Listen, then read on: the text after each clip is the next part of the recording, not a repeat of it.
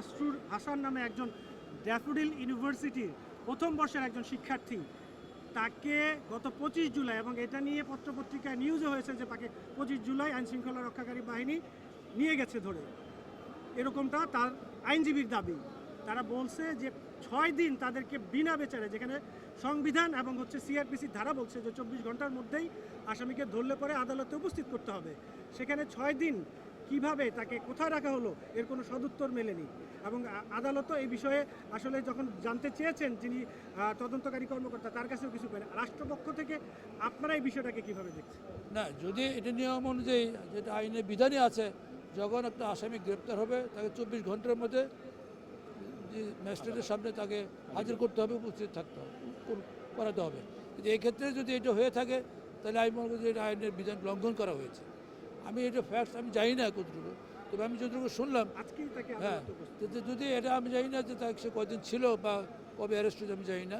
তো আপনার কথা অনুযায়ী যদি এই ধরনের হয়ে থাকে তাহলে আইনের ব্যত্যয় ঘটেছে। পুলিশ যে অভিযোগ করেছে যে গতকালকে তাকে গ্রেপ্তার দেখাইয়া মামলা রুজু করায়, ওই মামলায় আজকে তাকে 10 দিনের রিমান্ড চেয়েছিল এবং তাকে 2 দিনের রিমান্ড আদালত দিয়েছে। পুলিশ গ্রেপ্তার করেছে, পুলিশ যখন গ্রেপ্তার করেছে, গ্রেপ্তার করার পরেই সেটা আগেই করুক বা পরেই করুক, কিন্তু পুলিশ যখন গ্রেপ্তার করেছে, পুলিশ গ্রেপ্তার করার 24 ঘন্টার মধ্যে আদালতে এসছে কিনা সেটাই আমাদের দেখার বিষয়।